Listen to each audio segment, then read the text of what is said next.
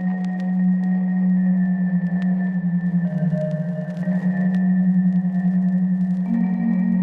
World, Florida. Old World, Florida. Old World, Florida. Dude, I'm telling you, dude. Dr. Narco Longo came on and dropped the hammer of the god.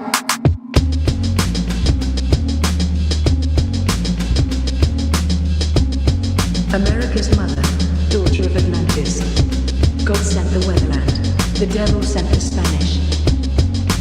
Florida is Eden, the fountain of youth. Kali is deception.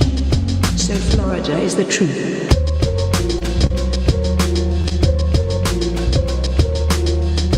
Welcome to Florida, baby. Dr. Narco Longo. Florida, it is everything.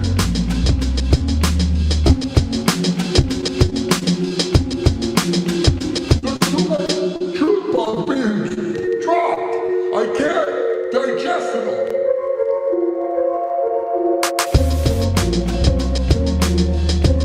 Old World, Florida.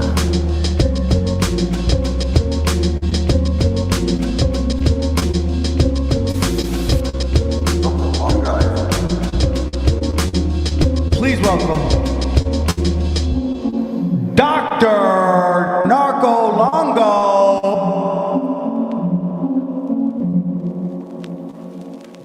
Yellow. What's up, guys? Happy Thursday. Yo, We are getting right back into it. We're talking about a real special movie tonight. Okay. It's not as well known as the other ones, you could say, but the implications behind the name, behind the symbolism, they're a lot bigger. They're a lot more relevant than you'd think. And it's very relevant to some of the stuff I've covered on this channel, of course, covering esoteric history of Florida. But we're talking about Ulee's Gold tonight. That's a movie from 1997. It's kind of like a drama, family drama, dad to the rescue type of story. And it's got Peter Fonda in it. That's the only actor I know. But this movie, just to be upfront, this movie is not good. Okay? This movie, it sucks. Personally, I think so. It's very slow. You think there's going to be some action? There's like no action. You think the dad's going to step in and like save the day? He barely does anything. he's a bitch. Okay. You think that there's going to be some big climax? There's pretty much none. Okay. But what this movie actually is, don't get discouraged. What this movie actually is a total psyop cover-up, distraction. So that when you search Ulee, which we're going to get into, when you search Ulee and gold and Florida, this movie comes up. Does anybody know of another instance where that's happened? Where they have some weird esoteric title for something Me, that sir. has no business being esoteric or mythological or, occult, the name of a company, whatever it is, you name it. I think Juan knows what we're talking about. But Can I say it? Of course. When you look up Disney Frozen, because his head was frozen, but you get the Disney movie Frozen. Bingo. Psyop. Total psyop. Exactly. That's a perfect example. But Ulee's Gold is a movie about a beekeeper with a family that's kind of fallen apart, has already fallen apart a little bit. And it's a grandpa, pretty much, a grandfather, who's stepping up to the plate, taking care of his grandkids. He's got a criminal son, deadbeat daughter-in-law, No bueno.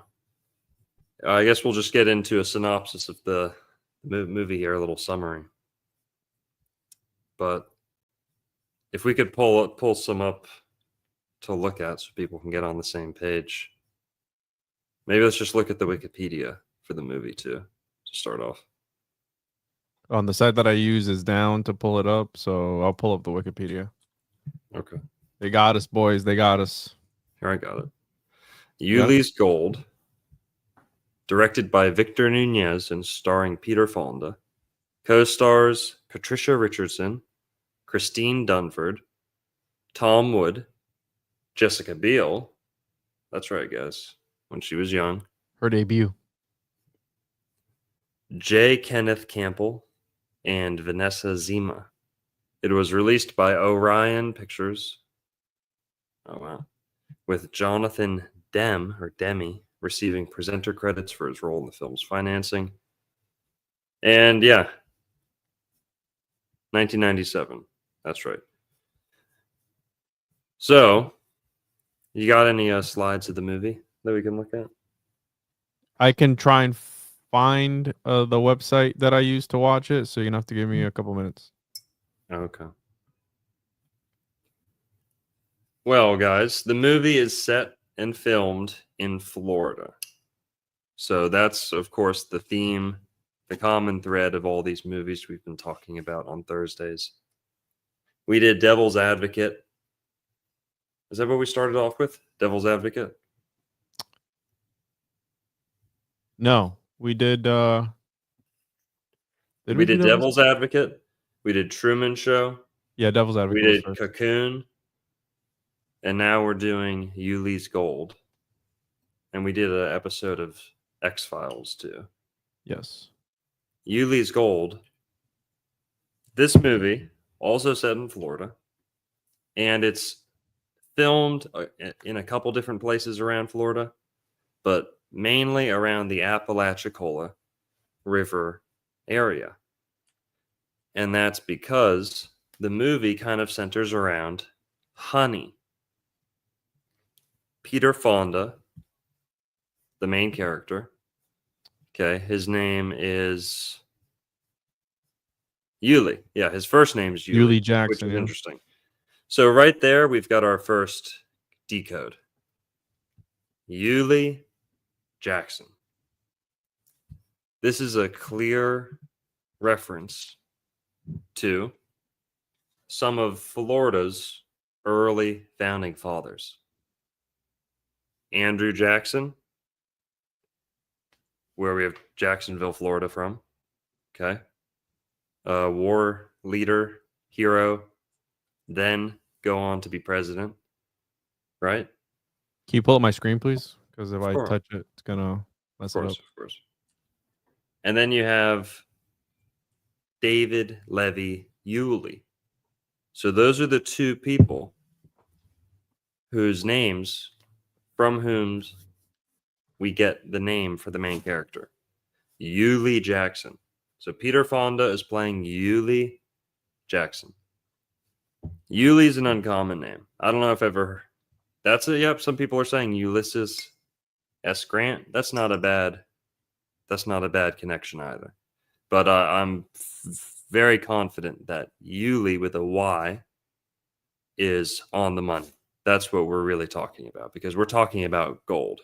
I don't know if Ulysses S. Grant had much gold, but Ulee with a Y, David Levy Ulee, had a lot of gold. He was tied up in a big gold dilemma.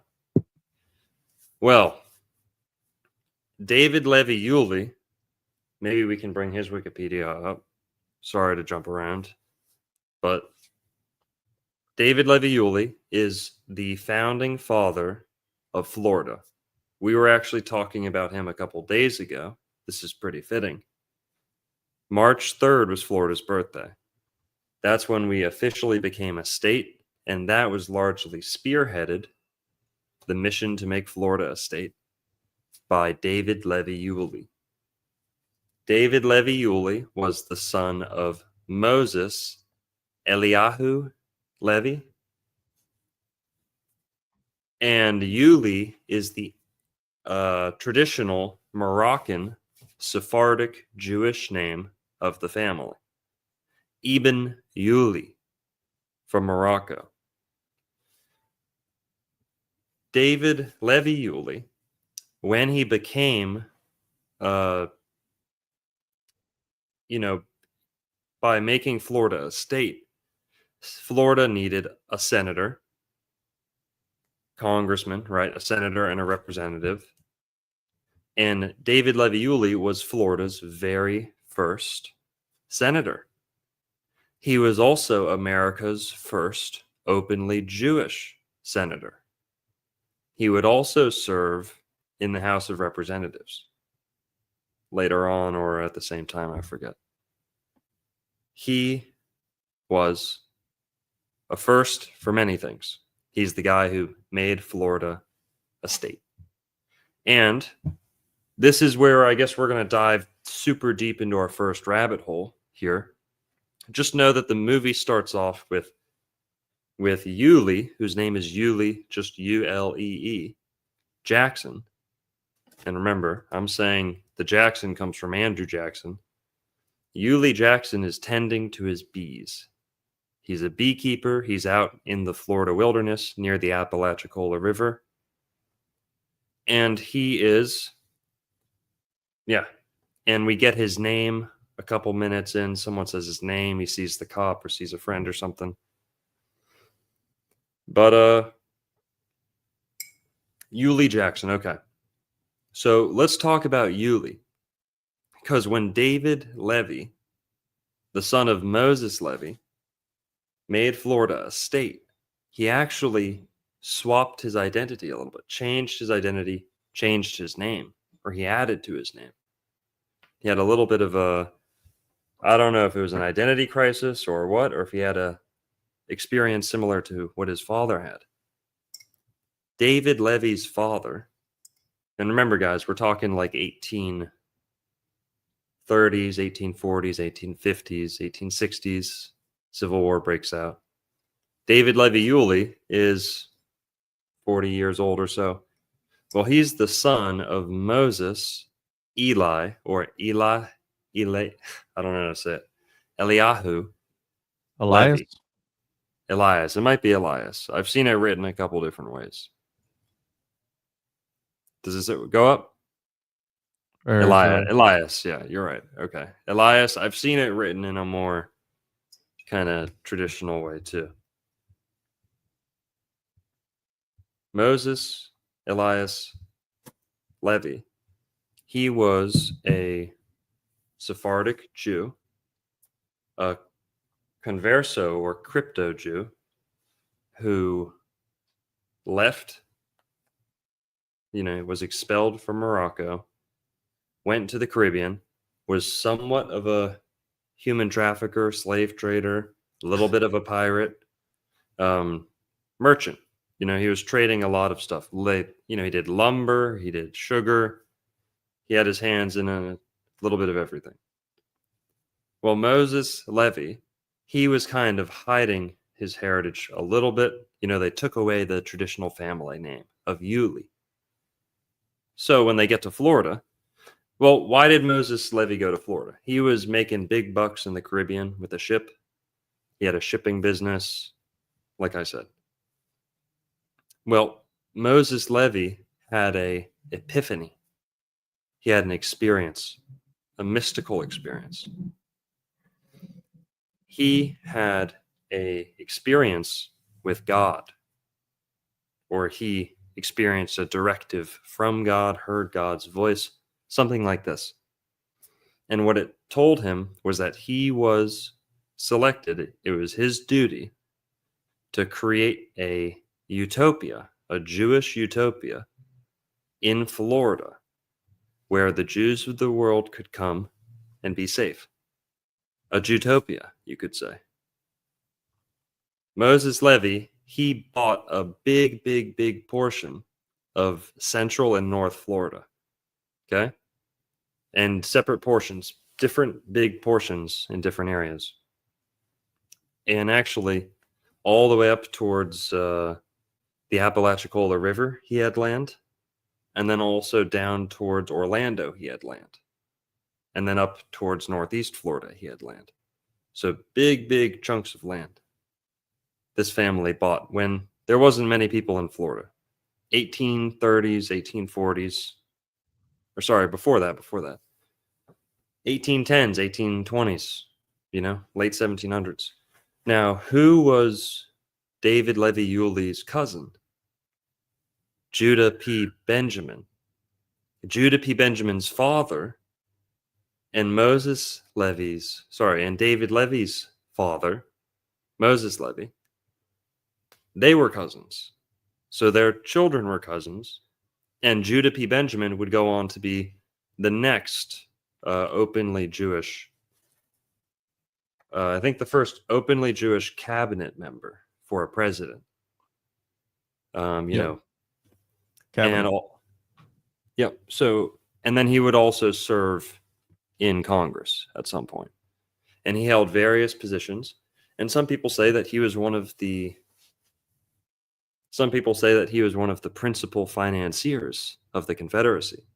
And this is a bit of history that people really don't talk about much, is the Jewish money behind the Confederacy. This is facts, people. This is Wikipedia. This is not like, the blame game or anything.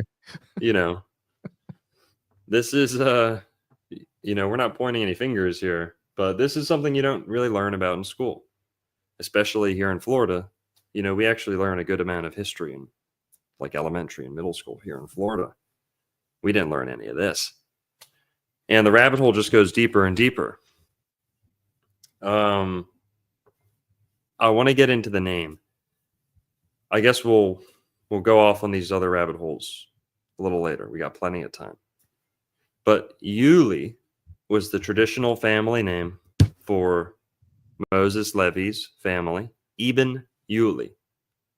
And they were in the court of the Sultan or the king or the emperor of Morocco. Right? They were court Jews, which was not uncommon at the time for Christians and Muslims to have. And they were expelled at some point from Morocco due to disagreement. And they go to the Caribbean. Then they move to Florida. Like I said, he has this religious experience, moves to Florida. He opens this big community. And also, part of the land that he owned today is Disney World. So Disney World today, way back when, was originally part of some of his land. There's also a city in Florida that bears the family name Ulee, right? And there's also a county named after the family, Levy County. Levy County. So you've got Moses, and you've got his son David. They moved to Florida. They set up this utopia, and they have, they're doing pretty well for themselves. They do have slaves. They have many European Jews move over and live there and thrive there. They're enjoying Florida. And it really does make you kind of question the biblical legends associated with Florida. Why would these people come here, choose here of all places? Why do the salmon return to the place that they were spawned? I think there's something to this. And whatever. So 1845, Moses' son, David, he is involved in politics. His dad was super religious, right? His dad had this whole project. David wants to get into politics. And I think David was a lawyer too. Well, David goes on to, spearhead Florida's statehood. 1845, that gets passed. Here's where it gets trippy. Remember I said Ulee was the family name, but they got rid of it? Okay. Well, Ulee was originally spelt Y-U-L-I. And David Levy, when he became a senator, he changed his name at roughly the same time, and he revived the traditional Jewish Sephardic family name of Ulee, or Eben Ulee, but he just kept it Ulee, and he spelt it Yulee. This is the same man who probably had a hand in choosing the date of Florida's statehood, 3-3. Now let's look at this. I want to point out how many of Florida's most mysterious characters have a double up E in their name. David Levy Ulee, Ed Lead Scownon. Oh, wait. How did Ed Lead Scownon originally spell his name? Edvards Lead Scownon with an I-E. When he came to America, he started spelling it E-E. You see the correlation here? March 3rd, 3-3. Coral Castle, CC. Third letter of the alphabet. Built by Ed Lead Scownon. ED. We were talking about ED last week, right? I think. Lead Scownon with 2 E's. Then who else? Who else went by EE? E. Callaway, the man, Florida's 1936 Republican. Fuck. I got a little bit of a headache tonight. Sorry, guys. Florida's 1936 Republican candidate for governor, E. Callaway, who wrote a whole book about Florida being the Garden of Eden. Where did he center all that research around? Apalachicola River. Some gematria going on there. I mean, they're Jewish. It would make sense. It was some gematria stuff. EE backwards is kind of like a 3-3. So yes, exactly, Juan. For those who haven't put it together, EE, you flip it around, it's 3-3. Now, Ed Lead Scownon definitely knew some of that because Coral Castle is CC, and the zip code for the Coral Castle to this day is 33033. Most of the zip codes in Southeast Florida begin with 33.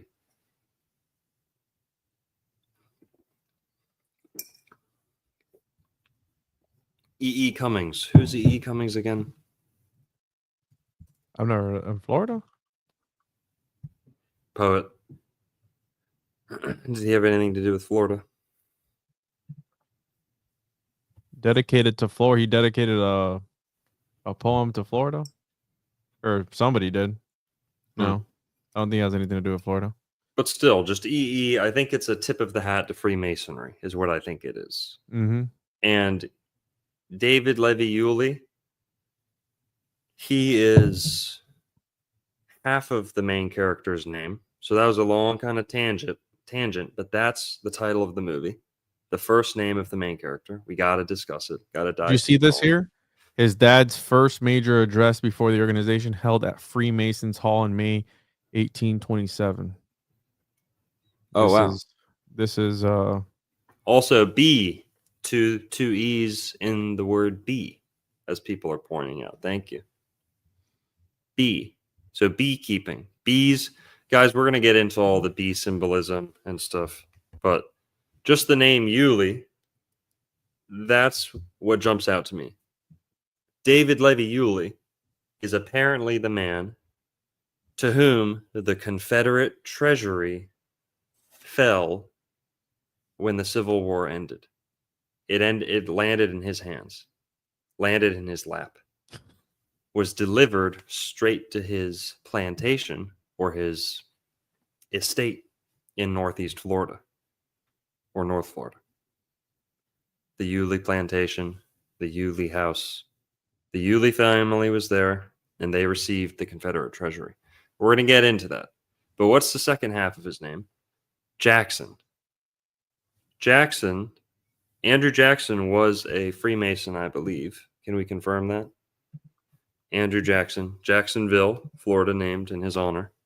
Jackson is the president who fought the Native Americans the hardest.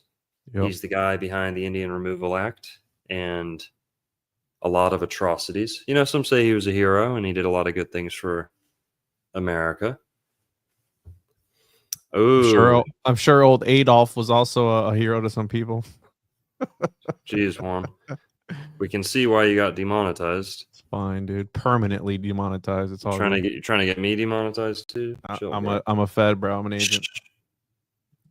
As my brother points out here, Ooh. double E names show up all over Florida. It's how Indian names are very often rendered. But yeah, 3/3 March 3rd. EE. Did you read that super chat? That was a good super chat. Let's get some super chats. $5 from my brother. Guys, go subscribe to Gather Glass Books if you see him in the chat. Ulee. Yeah. Interesting. Rock and Roll with the $4.99. Did Ol Ed drink Coca-Cola? 3-3. Yeah, good point. Coca-Cola 3-3. Yeah. Hey, I wonder if he actually did or not. That's a good question because Coca-Cola's been around for forever. I wouldn't doubt it if he did or not. Yeah.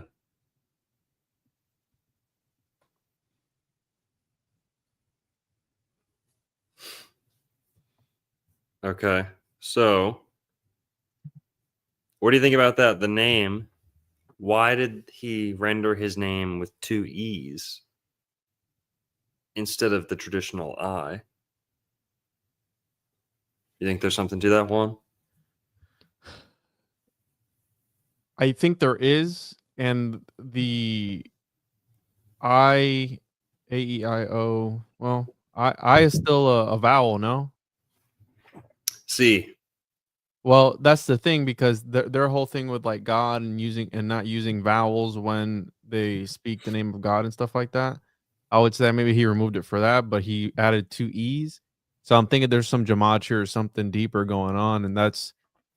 I enjoyed the movie, but I was kind of tainted with that concept of this being some sort of cover for something much deeper, and that's the way I was watching it. And I do agree with you that it is. If you look between the lines, I think it is something much deeper. And I feel like this is one of those Hollywood movies where, like Kubrick and all these guys that were using kind of sort of symbolism to fly under the radar to put this out, and they did it. I enjoyed the movie. I didn't think it was terrible. I didn't think it was the greatest movie, but I thought it was decent, right? Like I enjoyed the story and everything in it. Well, let's tell the story a little bit more. We didn't really get past the first scene. Graham Duras with the $10. Appreciate that, Graham. Our heroes are always demonized. Demonetized, demonized. The more I learn, the more I realize the bad guys I was taught about in school were actually fighting for the greater good of all of us. Good point. Appreciate it, Graham. So, yeah, guys, 33 vertebra, 33 Jesus's age at the time of resurrection or crucifixion, and lots of 3-3s. But I think that's where the EE comes from. I think EE Callaway, who was a Freemason for sure, did also a Shriner. Shriners are headquartered in Tampa Bay. I think he went by EE as a tip of the hat to Freemasonry. Kind of a, yeah. I really believe that. A mantle. They wear it in their names, So, and I didn't add anything about it, but at the beginning of the movie, when he's sitting in that diner or whatever it was, talking to the guy about giving him the honey, and the guy starts talking about the Florida barge canal, the one that cut, the one that they were trying to get to cut through Florida in the 1930s during the Great Depression. I want to do an episode on that. And I think we should go and visit some of the ruins of that one of these days and actually take video of it. Yeah, we can go to Ulee ruins too. Yeah, because it's all kind of sort of in the same area. So, but yeah, I don't know if you want to read the plot. Want me to read it here? because I'm trying to play the movie, but it's too many pop-ups and it keeps like freezing up. That's okay. Movie starts out and Ulee Jackson, okay, named after David Levy Ulee, and last name from Andrew Jackson. Here's what's crazy, guys. The movie never addresses any of that stuff. Never gives any clues or extra little things. A couple little Easter eggs here and there, but it never gets into the actual lore behind that name, Ulee with a Y. This is what makes me think that this movie is a total psyop, distraction, Disney Frozen, Disney on Ice. Yeah, guys, let's go see Disney on Ice. Yeah. Yep, we're going to be doing ice skating in Florida for the next fucking 100 years. Disney on Ice. Ulee's Gold. And the other one that we talked about, the X-Files. So when remember when Twitter was behind the suppression of the elections and all that stuff, and people were wanting the files after Elon had bought it. Well, when you look up X-Files, you get the show, right? Yes. So there's a reason why he named it X. Yeah. You got what I'm saying? To throw people off. And obviously using Google and all these other search engines is not good, right? This is why we need actual physical books, because they can change a PDF. They can change all this stuff. I've had it happen to me where a PDF was different than the book, right? Mhm. You know, I've experienced it firsthand. So that's why printed information is the most important, in my opinion. Right. So we never get into the name Ulee in the movie. This guy is just arbitrarily named Ulee with no Y. Ulee, and then it's called Ulee's Gold. Okay. There's not really much gold in the movie. It's like a bunch of cash, you know? And it's like kind of whether the gold is honey. You know, that's kind of what the movie's trying to say a little bit, that he had, you know, he's so invested in his honey. He's a simple man. He just takes care of his bees and his honey. And that's the gold, you know, the liquid gold, the Tupelo honey. Or the gold is the treasure, the hidden money that the movie's kind of about. So here's what the movie has in common with the true story. There's hidden money. There's money that people are after. There's money that bank robbers are after. But it's all very scaled down. This is why I think they're taking big concepts that have to do with the Civil War and they're shrinking them down into this little family drama. And that could be cool, you know? That is like a valid tool, you know, used in storytelling.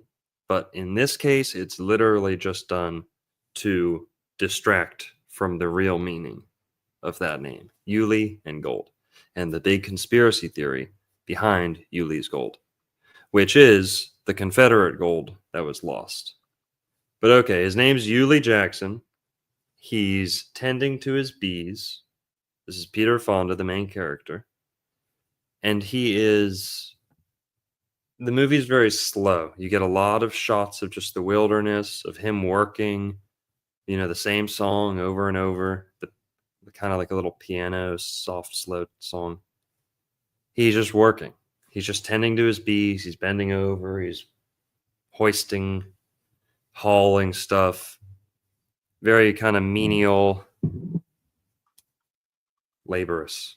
Okay. He's just working. And you don't get much dialogue. He goes into town. He sees a few people. He goes to a diner, bounces into a cop, talks to a few people he knows around town. And right off the bat, we can tell that this guy's like kind of keeps to himself, doesn't say much. He's kind of rough, rugged, but a simple man, works real hard, right? Dedicated. But at the same time, there's definitely some talk or drama around past events that pertain to his family. So the sheriff makes a comment. Someone else who sees him on the street makes a comment, says, "Hey, when are we going to hang out, man? You know?" He blows him off. "You know, I can't hang out. I'm too busy." Okay. The cop sees him and says, hey, you know, this or that. Are you doing okay? And he kind of blows him off too, you know. The wife wants you over for dinner. He's like, yeah, it's all right. I said, thanks. You know. Yeah. We get the impression this guy's not interested in hanging out with anybody. He just wants to take care of his bees and his honey. And the most we hear from him is talking about the quality of his honey. Talking about, oh, the Tupelo bees, you know, it only comes from this part of town. Most people don't care about the quality of honey, but we care a lot. And these bees, I'm connected to these bees. You know, they depend on me. I depend on them. They give to me. You know, spiritual, almost spiritual connection with the bees. Okay. And that is the first impression we have of this Ulee Jackson guy. He goes home. We know that he seems to be a young daughter and an older daughter, like 16 or so. Well, it turns out they're actually the granddaughter, because his son, whose name is Jimmy, I believe. Yeah. His son named Jimmy, so Jimmy Jackson, he is in prison, for robbing a bank or being a thief, being on the run. And he got thrown in prison, and his dad, the grandfather of his kids, goes to prison to go visit him. Right? And all we get up until now is that this Ulee guy is real squared away, clean, doesn't get into trouble. Yeah. So but he goes and visits his son in prison, right? And it's like kind of shameful, but you know, this guy does what he needs to do. And he sees his son in prison. His son tells him, Dad, he calls him. He's like, Dad, I really need to talk to you, man. Shit's bad, bro. Shit at the fan, dude. And he says, son, okay, fine. He goes, and I guess that he's in prison in Orlando. So he drives down to Orlando. Okay. Goes down to Orlando, or near Orlando, and sees his son in prison. Apparently, they're not listening to any of the conversation or anything. They just get like a totally sealed off cell where they can just talk freely. He sees his son. His son, Jimmy's kind of like standoffish, a little bit entitled, arrogant, kind of cocky. Him and his dad are kind of on like a first name basis, right? Like, I think that's how a lot of the family is. They're just calling each other by their names. You see that a lot in the movie. Instead of like grandpa or dad or mom, they're kind of all calling each other by their first names, which I think is interesting. But the son tells him, hey, my wife or the mother of my children, your grandchildren, she's in rough shape. Those guys that I was robbing banks with, they got mixed up with my ex, my girlfriend, wife, whatever she is, mother of his kids. And apparently she's sick. She's mixed up with these bad people who are still criminals. And he needs Ulee, his dad, to go rescue his wife. That's kind of the first drama or like action that's kind of brought into the movie. It's like, oh man, he's got to go get this chick. She sounds like she's in rough shape. He says she's sick though. That's all we know. So he goes, he's in the Orlando area or something. He goes somewhere else. I'm sure it says it on here. Yeah, you go off of OBT, Orange Blossom Trail, somewhere around there. He goes to kind of a rundown place and sees these two fellas. He goes to like a bar, goes to another location. It's these two guys that used to rob banks with his son, Jimmy. Jimmy's in prison. These two guys are still on the run. They've now kind of reconnected with Jimmy's ex, and they're almost kind of like holding her hostage. She's all pumped full of drugs. She's like laying in bed. She's totally screwed up on drugs. It kind of looks like they're like banging her. Like they're just, going going to town on her. She's just incapacitated. It would make sense, right? Running a train, Ulee was known for the father of railroads. Guys, the subtle symbolism here. You got to pay attention. Okay, you're not going to catch this in your... Well, Ulee goes and he rescues this chick. But when he's there meeting this girl, and by the way, she's ugly. She's ugly, okay? She kind of looks like me with makeup a little bit, or like a female version of me, like a horse faced. I don't know. Just kidding. She's ugly. Okay. She looks real rough. She looks like Sarah Jessica Parker a little bit. Okay. And she is like tied to the bed or just limp in the bed, doesn't move, like moaning and shit. These two guys, they pull out a gun on Ulee. And they say, hey, listen, actually, what's really happening is we're keeping her, we kidnapped her, and we are holding her till you get the extra money that your son hid when we were all robbing banks together. So now Ulee has to like make a deal with them and say, okay, I'll get you the money, guys. Because he wants to save the chick. He wants to get out of there alive. These are some rough fellas. Okay. He goes, he makes a deal or makes a promise, says, I'll get you guys the money. Okay, I'll talk to Jimmy. He pulls the chick out of there. He leaves. I think her name's Helen, right? Mm-hmm. He pulls Helen out of there. The mother of his grandkids. His Daughter-in-law. Daughter-in-law, thank you. He takes her out of the house, so she's somewhat rescued. Then they leave, drive back up north to North Florida, Apalachicola River area, okay? And brings her back home. But she is like waking up, she's having withdrawals, she's getting off the drugs, and she's starting to lose it. She hates her family, she doesn't want to be around her family, she's like a deadbeat mom, skipped out on mom duties. Ulee gets her back home. She's struggling. They pin her to the bed. The fucking neighbor helps. The neighbor's like a nurse or doctor or some shit. They pin her to the bed. Okay. They tie her to the bed. She's restrained and they like detox her. They like force detox her. Okay. So she gets sobered up over a couple days, but she's still pissed off. She's screaming and all this shit. Ulee's, he's working hard. He's like, I can't deal with all this. I got to work on my bees. He's tending to his bees all day. Tons of long shots of him working on his bees and stuff. He talks to Jimmy again, his son. Jimmy's like, hey, sorry, I lied. Yeah, we actually need to find that money, you know.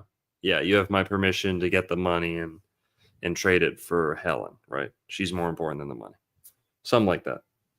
So they go and they're looking for... He tells him where the money is, where it's stashed, and it's on his land, right? It's on one of his, close to where he keeps his bees. So he goes to go look for the bees, or he goes to go look for the money, or he thinks he's going to have a couple days to go get the money and do this deal. But then the two thugs from earlier, the bank robbers, they surprise him. They're back at his house. I think I skipped a little bit here. They surprise him. They're back at his house. They have a gun again, and they kidnapped his whole family and Helen again. But now they're at his house. So he gets home. He's surprised. They have guns and a knife. They're being rough. They're roughing the girls up, roughing the family up. And they say, well, we couldn't wait. Take us to where the gold is. So this is where the movie kind of heats up. And this is well past like halfway through the movie too, I think. Super slow movie. And that is when it heats up a little bit, very tense. He's got a gun to his back. He leads them to where the money's supposed to be. It's hidden under a truck in a swamp. And they get it. And here's the big crescendo. Okay, guys? Here's where it comes to a big climax, the guy puts the gun down for a sec, and then the dad fucking kicks it into the water. Big fucking whoop.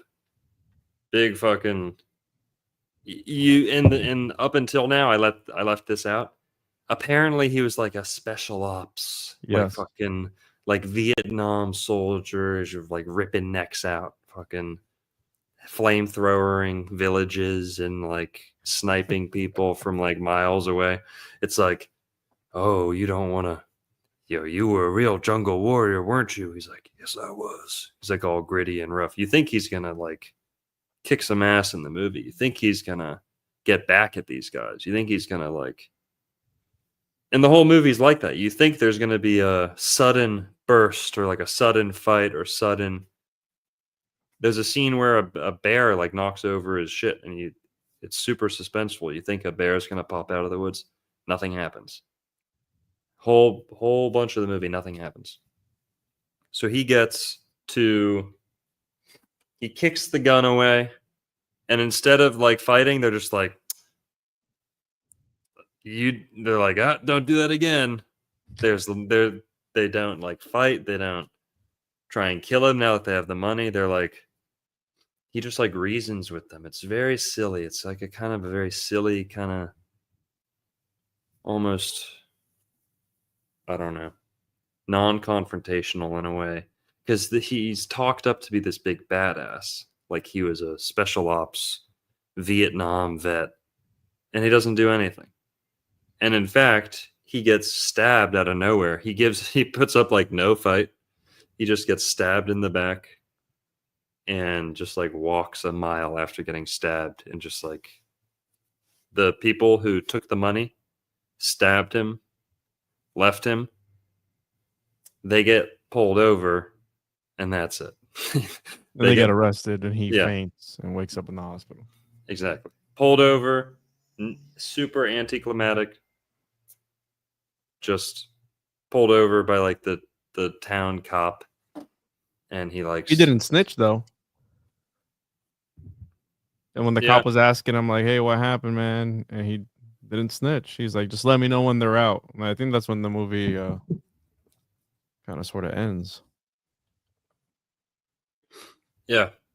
And he kind of goes back to work a little bit, or his family started helping him more over the course of the movie with the bee industry. And then at the end, his son is like getting out of prison soon. He's like, yeah, Dad, I want to help you with the bees, man. I want to. And that's kind of how the movie ends. Kind of a happy ending. Ulee gets a new chance at romance with the neighbor across the street, right? They kind of have the hots for each other because his wife passed away. Right, I should have said that. He's a single grandpa taking care of these two daughters. Widower, which is going to be linked to some other stuff I got coming up soon.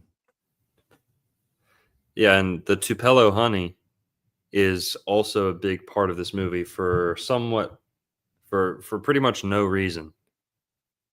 Like yeah,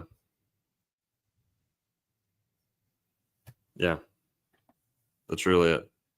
Let me pull up my presentation here. Gonna be talking about the bees and everything. Where I have Nick Cage and the Wicker Man, not the bees. So this place called the Weewa Hitchka is where the movie takes place, right? Yeah, Weewa Hitchka. We was Hitchka and she is one of Florida's largest beekeeping operations, right? In the setting for Ulee's Gold, that was filmed in the area. And they actually, I think they used a third generation beekeeping family as like their consultants for the bees in the movie. And they actually credit the bees at the end of the credits, and the bees, towards the very end. It's considered the honey capital of Florida. Okay. So this is Tupelo honey, how you were mentioning. And bees are interesting, right? Bees, they say without bees, we'd all die. They pollinate a large majority of crops and all these things in Greek society. They're linked to cycle of birth and death and considered an emblem of immortality. This is important because in this movie, Ulee, he kind of has a death and a resurrection. At the end, he passes out. You go, oh, damn, this dude died. Boom, he wakes up in the hospital. No, he actually made it. So he had he was bleeding out, kind of sort of had a near death experience. So Florida has over 300 native bee species. There are 5,000 registered beekeepers in the state of Florida that manage, I've seen 630 to 650,000 bee colonies. In 2022, everyone's, oh, they're making hurricanes. Hey, maybe they're making hurricanes because Hurricane Ian in 2022 destroyed 150,000 to 300,000 beehives, more than 14% of the nation's total bee population was wiped out. And they say at least 100 beekeepers would never recover because of their bees, because of their equipment that they were using, all that stuff. Right. So they're very important for pollination. There are 29 species only found in Florida. In 2021, they produced 8 million pounds of honey. And Florida's honey industry is among the top 5 in the US. So that's a lot of honey. We're making a lot of fertilizer. We're making a lot of honey. We're making a lot of oranges. We're making a lot of sugar as well here in Florida. So we have Rudolf Steiner. He did a series of lectures on bees, which I flipped through. I didn't read all of it, but he gets into the anatomy of bees and like some sort of spiritual aspects of bees, which we'll get here to in a second. The alchemy of being. Rudolf Steiner described the bees in that word there, which means world enigma, because if you think about it, bees are pretty impressive. The way that they create honey. And I was like, they take in the nectar, they break it down, and then they regurgitate it back up. So I'm like, yo, is that bee vomit that we're eating? Is honey bee vomit? It's actually not. It's they have a separate honey stomach that breaks it down, and they have like some sort of alchemical process. Then they regurgitate it. They kind of sort of air it out, and then they seal it off with wax. So they're really fascinating when it comes to how they create this honey. They're little alchemists, essentially, is what they are. They're just creating this gold within their bodies and putting it back out, right? So I have this, honey is known for what? For its healing properties, right? They say if you eat honey, it's naturally an antioxidant. Is that what it is? Like it heals you and all these other things, right? So it has rejuvenation properties, and there's this particular one of my favorite legends is of the mellified man. And the mellified man, essentially what it was is there was this guy who would only eat honey, bathe in honey, do everything in honey until he died, right? They would put his body in a coffin filled with honey. They would put it away for 100 years. And when the 100 years was up, they would open up the coffin, and he became what they said mellified, right? So he became this sort of substance that then they would take and eat it or put it on wounds, and essentially it would heal them. This is the legend of the mellified man. And it's interesting because Alexander the Great's body was allegedly preserved in a honey-filled sarcophagus, right? The Egyptians knew about it. We have the concept of beekeepers living longer lives because of the telomere length is longer in beekeepers, which is the sort of thing that has to do with aging. Yeah. So there's something to that. I'm sure you've got a whole bunch more to get through, but just real quick, that when bees flap their wings, it creates a special frequency. I know that word just played out a lot, overused a lot. But when bees flap their wings or buzz their wings, they're buzzing, they're humming at the same time, like through their throat. They resonate. They buzz, right? And the buzz helps them fly like a UFO, right? They can turn on a dime. Yeah. They have like anti-gravitic properties. Yep. Just like beetles, you know, they're not the only ones like that. But You ever heard of bees, Viktor Gorbanikov? Have you ever heard of him? I haven't, but I want to say that the buzz of the bee's wings, apparently, it vibrates all the molecules in the honey into a state of purity, where the buzzing, or it's kind of like having a copper water bottle a little bit. Mm-hmm. Like over time, the stuff that's not water gets stuck to the sides, right? It gets pulled into the walls, and only water will remain, ideally. Oh, wow. Honey, the way that the bees make their honey, they sing, they hum, they zzz, right? And that constant buzzing, it actually crystallizes Mm-hmm. this vomit or this, Substance, yeah. yeah, this sap or resin or whatever they get out of the flowers, wherever they get it. So that substance is getting buzzed into a crystalline structure like cymatics. It's being cymatically arranged with the noise of the wings, the noise of the bees. Bees buzz, right? And they take that, and that makes the honey last forever. Because when it's pure honey, Mm-hmm. it'll last pretty much forever, right? Bottles of honey have been known to stay fresh for hundreds of years, okay? Honey. And that's because it's so crystalline, right? It's like water, or like it's kind of viscous or syrupy at room temperature. And that makes it, but it's a crystal, ultimately. It's so crystalline. And that buzzing makes it last longer. So by eating a lot of this stuff, by eating a ton of honey, I totally recommend honey. I love honey. I think vegans who don't eat honey are kind of silly. Maybe you don't need it, but I think it's really important. Mm-hmm. I love honey. It's important in the Bible. It was important to the ancient Greek philosophers. It was important. They swore by it. They swore by this stuff.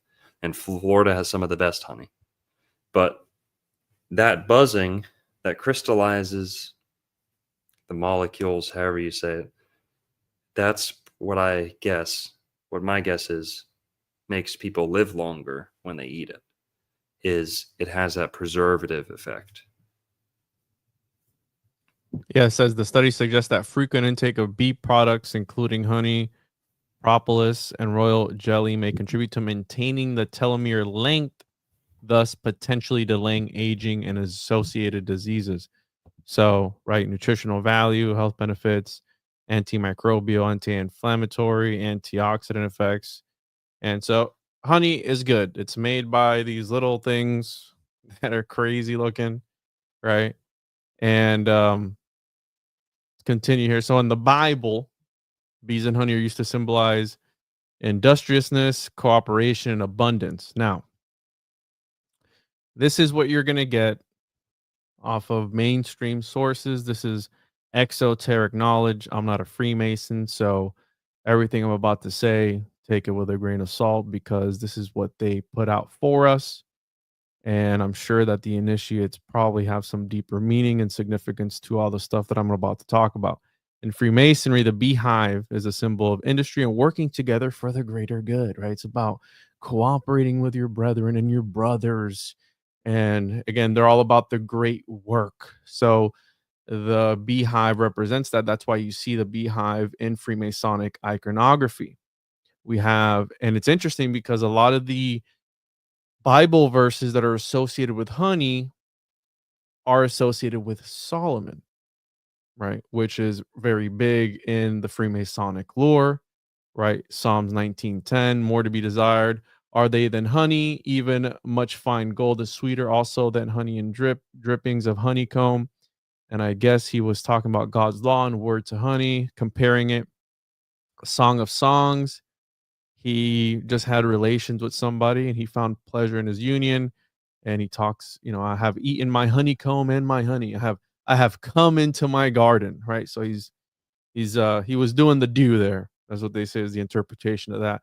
But we have this Solomon connection, right? Which is going to be connecting a lot of things in this movie for me. Because again, I was watching this on a more deeper and esoteric level. Now, we have Samson's riddle, where he had killed a lion, came back a few days later, and found honeybees in the corpse of the lion. And this is very similar to this ritual known as begonia, which was beating a cow carcass to a pulp, and you were able to spontaneously generate bees from this ritual that they did. And it's also in the Liber Vacay, the 9th century grimoire, on how to create a homunculus. There was also instructions on there, and a similar thing, how to create bees. Now, again, it probably has some deeper, more esoteric meaning that I don't know what it is, because I'm not part of these societies, nor do I do this stuff. But the beehive, right? This is all exoteric shit. Before we get into it, nothing too crazy.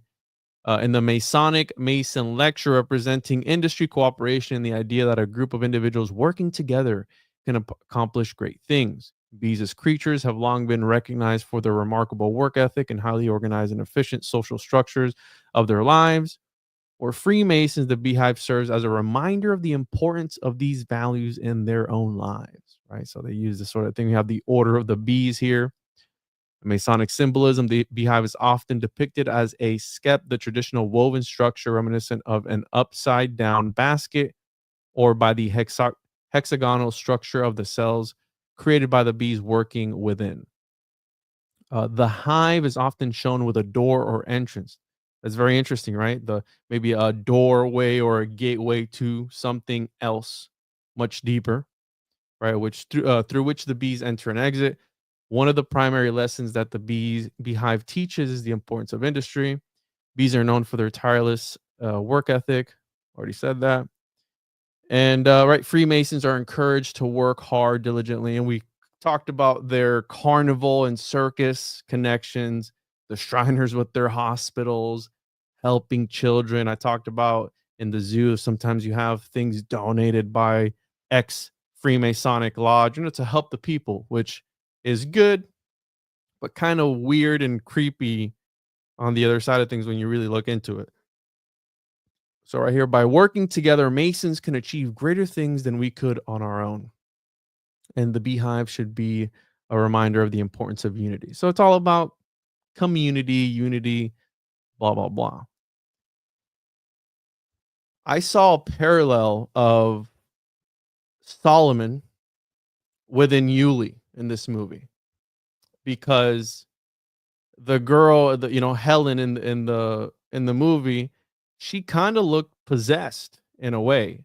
Obviously, she was addicted to drugs. Drugs are, I believe they open you up to demonic possession, right? There's a whole thing on drug addiction as demonic possession. And it's interesting, we have Beelzebub, right? Which sometimes Beelzebub, yeah. Beelzebub, right? Which sometimes is depicted, he's the Lord of the Flies, but sometimes he's depicted as a bee. Okay. And it's literally in his name, right? Bee, the Lord of the Flies, Satan, Baal, whatever, like all these different connections. But he kind of sort of, Solomon is connected with using, and again, in non-canonical literature, he is connected with the commanding of demons. So when I saw him detox Helen in the movie, I saw a parallel with him with King Solomon being able to exorcise demons, right? He essentially helped cure her of her ailment that she was, on drugs, but he kind of sort of served as that role. And again, I'm just reading deeper into, there's nothing about that in the movie, but you can kind of sort of see once you align it with the Freemasonic thought. You have other connections here as well, right? The Old Testament, Beelzebub. In Hinduism, there's this goddess that is known for using bees to kill demons, right? She is known as the goddess of the black bees. And there's a whole story, this whole fight where she summons these bees, hornets, wasps, and all these all these little insects to take care of these demons, right? The goddess of the bees, and here's a depiction of her. And I put this in here because, you know, a body mandala, because there's a yoga practice where you're supposed to breathe, making a smooth humming sound like a bee buzzing. So if you look at the more esoteric side of yoga, and this is why Christians are like, yoga's bad, you know, it leads you to demonic possession, because yoga, there's a thing called body mandalas where you can position your body in a sort of certain way to let things in. I always talk about this and I get cooked because they're like, oh, so stretching is demonic. No, stretching is not demonic. The original practice of yoga was meant to meditate and invoke things, right? That's the original concept, but people use things and they don't look into their history of it to see where it came from, right? So a body mandala is a way of positioning your body to let things in. So here's where it gets interesting. This Victor Nunez guy, this Kenneth Turan person told of Los Angeles Times, said there's a quality about this film's use of deliberation that comes at times wonderfully close to magic. He's talking about Ulee's Gold. Okay. Victor Nunez may be the best director most people never heard of, but Stanley Kubrick and Ava DuVernay have. When I saw Stanley Kubrick, I was like, Stanley Kubrick, he puts a lot of symbolism in his movies. This guy's similar to him. So that's when I was like, okay, that's when I kind of kicked it into high gear. I was like, let me look deeper within than what's on the surface. Because you're talking, you know, it's named after this Ulee's Gold, which we know historically what Ulee's Gold is, right? But the movie has nothing. If you break it down, he had knowledge of a gold, right? Which was the money. So he had some form of sacred or esoteric knowledge that he was able to obtain. And obviously he had to give up the secret to protect his family. But he did hold the secret, right? Which was where the location of the money or the gold was. Mm-hmm. Okay. And this guy goes on to say, this Duvernay guy, he said, within the first 30 seconds of meeting Stanley Kubrick for the first time, he said, tell me more about Victor Nunez. So Stanley Kubrick himself is asking about this Victor Nunez guy, and he's being compared to him. I said, well, from what I understand, he works a lot like you. It's just him and the actors with the tiniest amount of technical support. He operates his own camera, and it's a very different manner of working than normal industrial filmmaking. Stanley seemed really pleased to hear that, but of course, when I told Victor, he told me, me and Stanley Kubrick, we couldn't be more different. But they're actually very, very similar. The aim is different, but the methodology has a relationship in terms of priorities of process. So, again, Stanley Kubrick, you know, they compared it to him, which if you look into Eyes Wide Shut, Clockwork Orange, all these different movies that he's put out, The Shining. And so I saw a relation between Solomon and Ulee, again, by the commanding of demons, exorcising these demons out.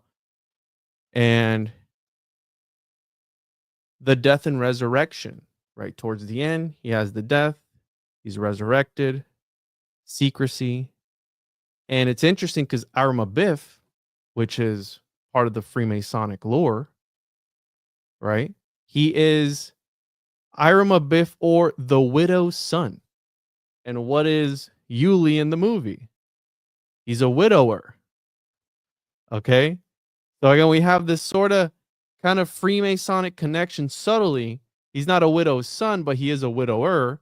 And what are the chances that Biff is also known as the widow's son? Right. And he is revived again by King Solomon. Oh, yeah. Again. So I saw two people in him. I saw like a sort of Biff where he knew the secret word, right? That was the whole thing behind it, that the Masons now know, right? The secret word on how to build the temple, whatever it was. Ulee knew where the gold or money was. So he had the secret, and they had to find him to find the gold. Very similar to, again, the Ira Mabiff lore or story, myth. Mm-hmm. Yeah. 100%. So Peter Henry Fonda, February 23rd, 1940. He's a Pisces. No way. And also the other lady, Patricia, I believe her name is, she also has the same date. No February way. 23rd. They both share the same date. Yes. Whoa. Which Will go ahead. and tell me if this is right or not, because I know nothing about astrology, but Pisces may also keep secrets because they don't want to burden others with their problems or because they feel misunderstood. So I see that as the Hierophant, right? The man of mysteries. Is that a characteristic of a Pisces? Yeah, they can be secretive. Mysterious is the word that I think of. Mysterious. And illusion. Mind your beeswax. That's a good one right there. Yeah. Now, Juan, will you look up E.E. Callaway's birthday for us so we can just compare that? I think we've got a little connection here. E.E. Callaway's birthday. Whoa, dude. February 23rd. What are the odds? Now, Just a coincidence. I guess we should get into that. Is E.E. Callaway was Florida's 1936 Republican candidate for governor. Born on the 23rd of February, first couple days of Pisces. And he is the guy who popularized the idea that the original Garden of Eden was in Florida. That the original Garden of Eden was in Florida, up near the Panhandle, near the state line with with Georgia and Alabama, right along the Apalachicola River. And this is where the movie is set.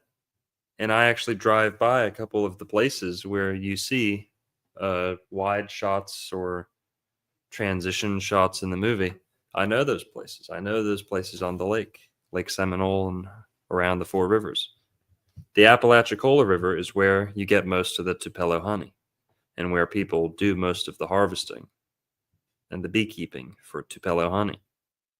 So the Tupelo honey, it's not unique to this area, but I guess the bees only make it in this area, or the people are just best at harvesting it in this area. I don't know exactly why, but Tupelo is a tree that grows in most of the southeast United States. It grows in most of Florida. I don't think it grows in South Florida. Also, another important connection, the bee is the only animal said to not have been changed after being taken out of the Garden of Eden. Huh. Yeah, I don't think bees are mentioned in Genesis, which is interesting. So some people say that bees and honeybees weren't in the Garden of Eden, and Florida didn't have honeybees originally until Europeans came. We had bees, just not honeybees. I don't believe. Now, what's interesting, and isn't that crazy? E. Callaway has the same birthday as Peter Fonda. That's wild. I think, what is casting, guys? What is casting? I'm going to be Hollywood's #1 casting director, #1 caster. Because what do you cast? What do you use to cast? Astrology. You cast the horoscope. That's the cast of the movie. They're selected for their birthdays very often. Stanley Kubrick did that. We know Stanley Kubrick did that. Stanley Kubrick's the director who definitely did that I can prove did that. Selected his actors based off their birthdays. Oh, you think Victor Nunez might have learned that from Stanley? I think they did. I think he did it. Or who knows? But that's what casting is, people. Cast a horoscope, you cast a movie. Yeah. That's the cast. That's the stars. Who's the stars in the cast? Oh, I don't know. I don't believe in astrology. Okay. So, Peter Fonda is clearly playing some type of Florida man, hardworking guy, Vietnam vet. That's also kind of a tip of the hat homage to some of the best Vietnam vets. Some of the greatest Vietnam vets came out of Florida because they were used to the heat and the jungle combat. Oh. Yep, it's a fact. Look it up, people. Some of the best Vietnam vets, most famous, glorious Vietnam vets came out of Florida. Yeah, that's a fact. So, and a lot of like Navy SEALs and stuff, they hang out in Florida. They're always in Florida anyway. But February 23rd, same birthday, Peter Fonda and E.E. Callaway. Well, E.E. Callaway set up the whole, believed that he uncovered the truth that the original biblical Garden of Eden was in the Apalachicola River Valley near Torreya State Park. There's this trail there to this day, park today known as the Garden of Eden Trail. I've walked it a couple times. It's really nice.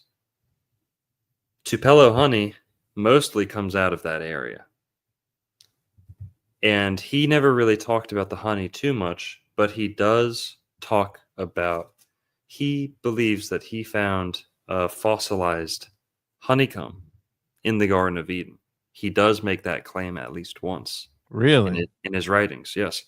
E.E. Callaway, he says that it wasn't necessary in the Garden of Eden, that I guess honeybees weren't mentioned, but that he did find what he believed to be a fossilized honeycomb or fossilized beehive. And I do have some pictures of big wasp nests and stuff from that area, but I couldn't find a picture of that. Of course, this is 75 years ago or so. But basically, E. Callaway preached that the Garden of Eden was in Florida. He was a Shriner. He was a Freemason. He was a judge, an attorney in Florida, one of Florida's most famous, celebrated attorneys. He was not, Juan. He was not. I thought, judge. Juan. Just, Whoa, let's look at your name for a sec. Juan. Yeah, that's fine. Juana, shut up while I'm talking a little bit. Go ahead. E. Callaway, potentially another 33 guy, named himself 33, maybe. Friends with President Roosevelt and friends with President Wilson. Or sorry, Hoover, I believe. But friends with two presidents, definitely FDR. He participated in the Scopes monkey trials. So this was a very influential guy, not just some kook, not just some random schizo. Hey, I found the Garden of Eden, guys. Come look over. No. This was a very well-respected gentleman. Yeah. So he comes up with the Garden of Eden in Florida theory. And that's where this movie's largely shot. So that's worth interesting. Here we got Warm and Lovable with the $5. Sorry, I forgot to shout this out. So 5 bags of popcorn. I hope that's a on cinema at the cinema reference. Or yeah, on cinema at the cinema, something like that. Tim Heidecker. Good reference. Maybe not. So let's talk about the honey for a sec. Tupelo honey. What's special about it? Some say that it's one of the healthiest types of honey. That it's one of the best types of honey for humans to eat. People swear by its flavor, right? It's kind of like the fine wine of honey, and it grows abundantly in North Florida. And it's a very traditional practice, right? Passed down through the family. You learn how to do this stuff. You don't just really go to college for it. So you're initiated. Oh. Yeah, and the Tupelo honey, guys, it just so happens that Apalachicola River, why I'm going on about the Apalachicola River, the Garden of Eden in Florida, well, this actually ties into the Mormon history of America a little bit. You know how much the bees are used in Mormonism, Juan? No, please enlighten me. The bee is one of the principal symbols of Mormonism, and it's actually part of the state flag of Utah to this very day because of that. Well, it's Look at- Freemasonic, so it would make sense that they have the bees in their thing. It's Freemasonry for the whole family, essentially, of what it is. Yes. Go look at Utah state flag, please.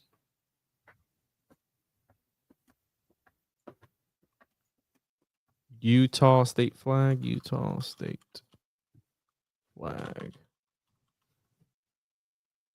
Wow. That's wild, dude.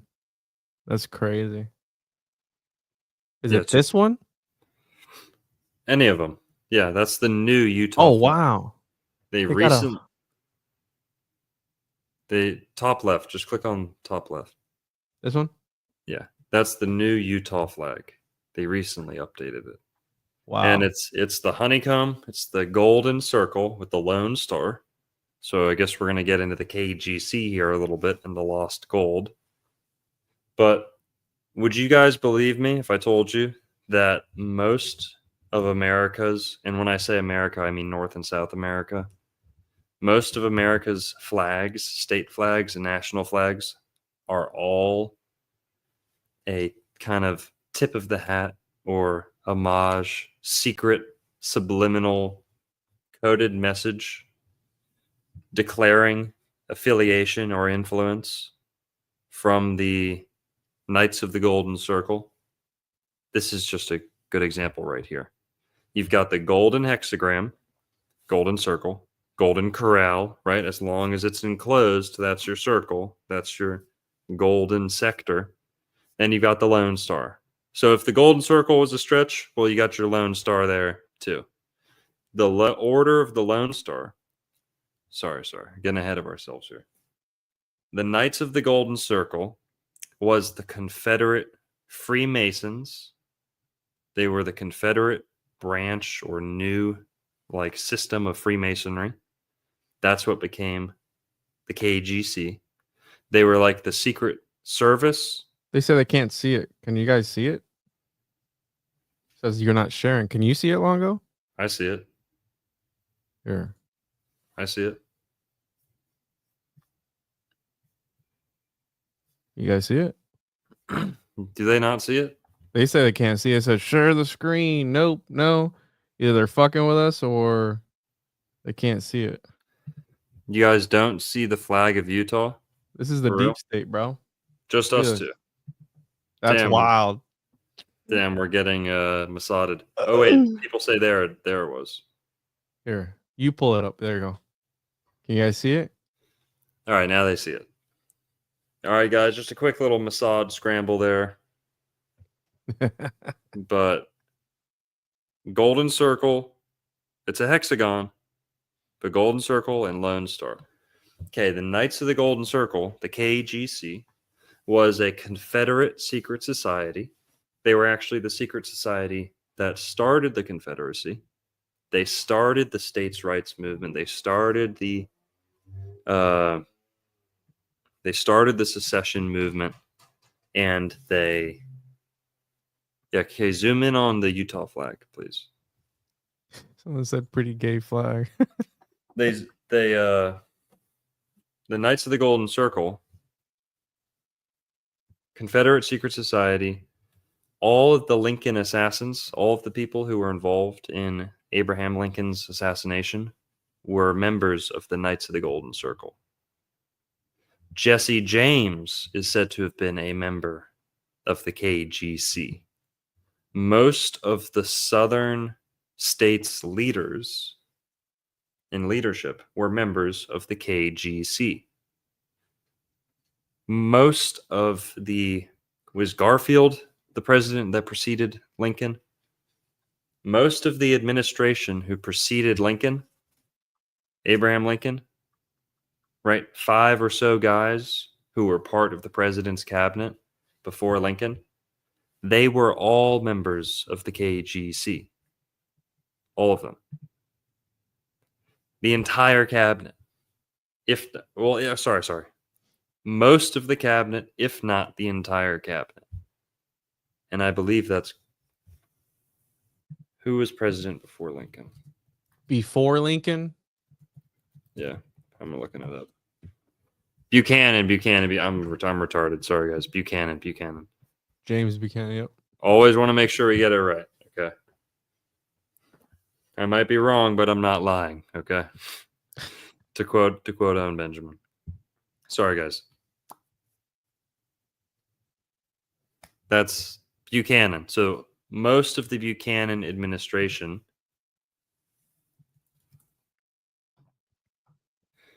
were members of the KGC. And like I said, the KGC were a paramasonic, pseudo-masonic, I don't know, part of the Masons. They were an offshoot of the Masons. They wanted to have a Southern Confederate system of Freemasonry that was unique to the South. But also Northerners would join. Northerners would join if they wanted to support the South. And part of the KGC's plan before the Civil War started was they wanted to take over Mexico. They wanted to take over Texas. They had a hand in taking over Texas. That's where a lot of the Texas Rangers came from before the Civil War. They were all members of the KGC, most of them, Texas Rangers. They wanted to take over. The KGC's plan, Knights of the Golden Circle, was to create a golden circle of influence that was the entire Gulf of Mexico, or the Gulf of America, as we know it today. And they wanted the whole Gulf of Mexico, which you can call the Golden Crescent, okay? Golden Corral, whatever this kiddie pool is, the Gulf of Mexico with the Caribbean, that's the circle that they were envisioning. They believed that the South had the right to rule over the Gulf of Mexico and the Caribbean and as much of South America as they could get. And this actually had a lot of support from the North before the Civil War broke out. Their plan was to have a slavery-based utopia, right? Nice. Based out of the southern United States, Central America, Mexico, Mesoamerica, the Caribbean, and parts of South America. Now, what's interesting is they largely were succeeding up until the Civil War started. And even after the Civil War started, and they kind of all switched gears and just put their energy and resources towards fighting the North, even after the Civil War ended, the Confederates, many of them, went and still just lived in South America. So even though the South lost the war, many of these guys made it to South America, set up shop. They've got to this day, they've got Confederate colonies, Confederate communities in Mexico, parts of South America. I'm forgetting the countries, but many countries in South, Central, and Mesoamerica. They've got Mexican Confederates to this day. I think they've got Brazilian Confederates to this day. They love them there. They still have balls and banquets and dances. They put up the Confederate flag, and they love it. They dress up. They do marches and shit. So a lot of this plan kind of came to fruition. And that's the KGC. Before they were known as the KGC, can you pull up the KGC Wikipedia so people can see where we're at with this? See, we're not making it all up.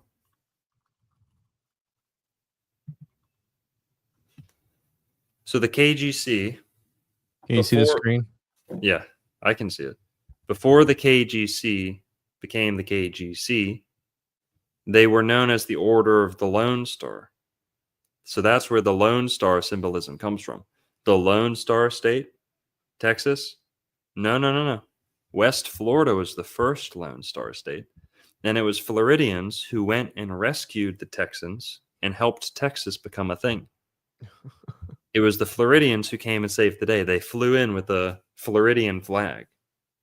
So the leaders of the soldiers who went off to go save Texas from Mexico, or what would become Texas, they were Floridian soldiers from the West Florida Republic.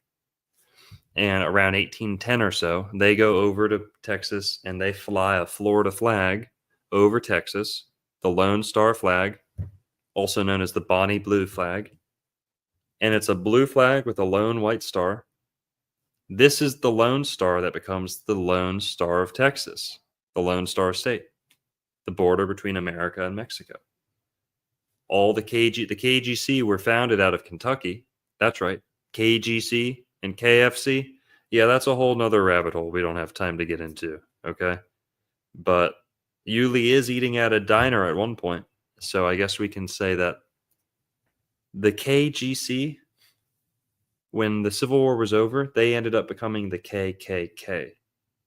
KGC, KKK. Same letters. If you make it German, KGC all turn to KKK. It's also 11, 11, 11. K is the 11th letter. 33 again. The KKK came directly out of the KGC. The costumes, the aesthetic, everything. So the KGC, they were behind the assassination of Lincoln. Another thing is those guys were imprisoned in Fort Jefferson. 3 or 4 of the assailants or people involved in the assassination were sent down to Fort Jefferson, Florida, for imprisonment. Dry Tortugas. I thought that was interesting because Florida was apparently Confederate, but much of the coast of Florida and the forts remained in Union Northern hands throughout the war.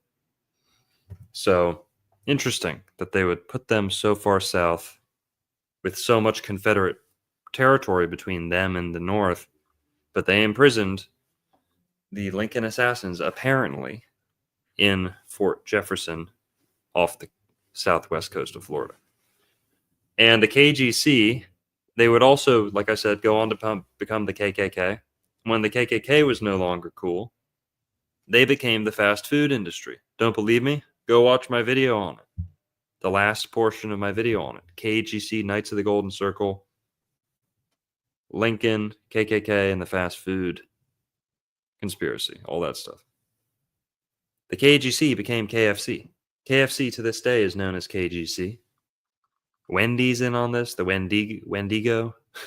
Fucking all Golden Arches, the 33, McDonald's, Golden Corral, Crystal with a K, Krispy Kreme with a K, Kmart, K this, K that, Circle K, Knights of the Golden Circle. Come on, people. Okay. Selling garbage, selling slave food to this very day. When chains and whips were no longer an option, yeah, let's get into the food industry. Right? They love their fried chicken, huh? Yeah, and fried chicken was prominently featured in KGC, KKK propaganda of the time.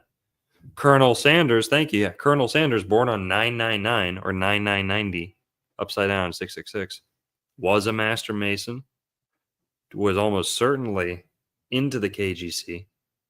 White Castle, also an homage to the KGC. All of them. Every single fast food. Almost every single fast food. Okay. And Utah would end up getting that. All these territories, even if they were far away from the South. Cuba and Puerto Rico too, actually. Cuba, to this very day, has a KGC flag that the KGC came up with and Cuba's still using to this day. Oh, we're revolutionaries. We kick out the capitalists and the controllers and the enslavers. Yeah, Cuba's so independent and so revolutionary, and still has a Confederate flag to this day. So does that mean Puerto Rico does too? I believe it does. Yeah, it's called the Nabisco Lopez flag. There's a little bit of a story to it, but this was a attempt by the KGC to take over the Caribbean. And actually, they were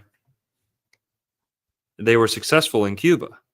The Cuban leadership has never slipped out. The leadership of Cuba has never slipped out of their hands. No matter what revolutions have happened, it's still KGC to this day. All the flags of the states of America tell you this too. Okay? And what's interesting is Havana was supposed to be the grand capital of this place. Cuba was supposed to be the dot, the lone star in the golden circle. It was Whoa. supposed to be the headquarters for them. Havana. So you had the golden circle, and then almost like a Q, you had Cuba, the Q, the tail on the Q, Cuba, the Kaaba, the cube, the cube-shaped Kaaba. Sorry, guys, it's good weed, okay? Havana was the capital. I guess things didn't pan out how they wanted. You know, the South lost the war. Some say the South was sold out before they had a chance to actually lose the war. But the Confederate leadership, a lot of the Confederate money, made it where they wanted to go. The Confederates made it to South America, Cuba, Puerto Rico, so many countries in the Caribbean and around here still have KGC symbolism, KGC flags, KGC families still calling the shots. That's the Lone Star. And also, guys, the KGC, here's the whole nother part of this, is the gold. The KGC, they weren't just like the Freemasons of the South, they were like the Templars of the South. They had access to all the wealth. They were keeping the wealth, and many times gold deliveries and things like that would go through KGC hands to ensure that it was kept secret, safe. So the KGC, like the Knights Templar, who they were pretty interested in, they took a lot of inspiration from, just like the KKK, even though they're anti-Catholic, ironically. They believe in... Also, the Lone Star is Lucifer. That's revealed in the rituals of the KGC, the Order of the Lone Star, which some suspect were kickstarted by, what's his name? Morals and Dogma. Albert Pike. Albert Pike. That Albert Pike was likely behind the KGC. That he was coming up with a lot of their beliefs and rituals. It's not confirmed, but it always gets brought up when people talk about the KGC. Another part of the KGC that does kind of point to him being involved is that many, many Indians joined the KGC. Many, many Native Americans joined and fought with the KGC. Many of those Indians had slaves themselves. Confederate, Southern, Indian Americans, Native Americans. Yikes.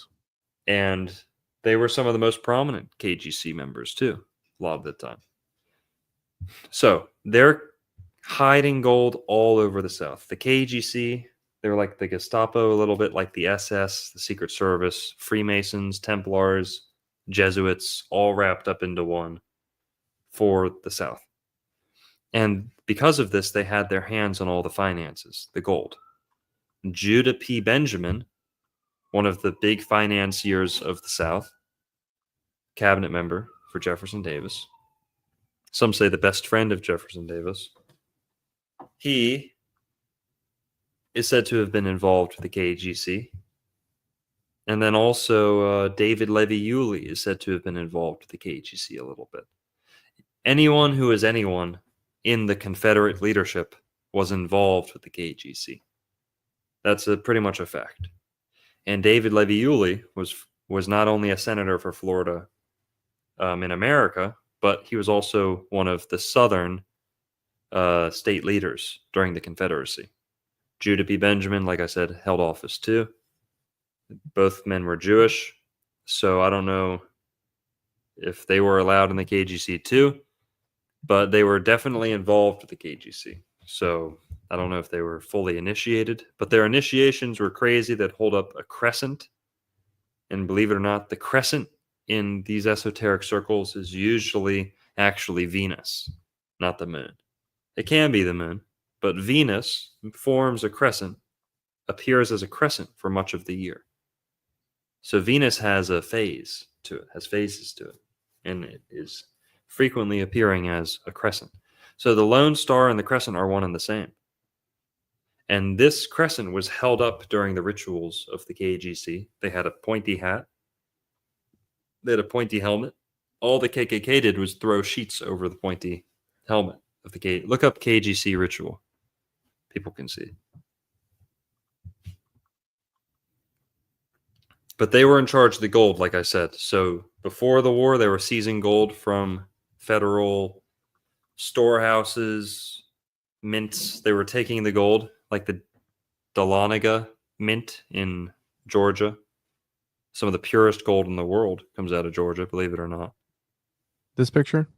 Yes. Yeah. There's another one like it where they're holding up a crescent. There. Yeah. So they were in charge of the gold. Before the war, they were seizing gold from the federal government, keep putting it into the hands of the South. And Georgia has a ton of gold. They have the Dahlonega Mint, which was one of America's, principal gold mints, where they made some of the purest gold on Earth. Some say it is the purest on Earth. The Georgia Gold Belt. Okay? That sounds more like Ulee's gold, doesn't it? And he gets whatever. So the KGC, they're in charge of the gold. People like Jesse James are also Jesse James. That's his name, right? Gunslinger, bank robber. Jesse James. Billy the Kid and Jesse James are both said to have been involved with the KGC.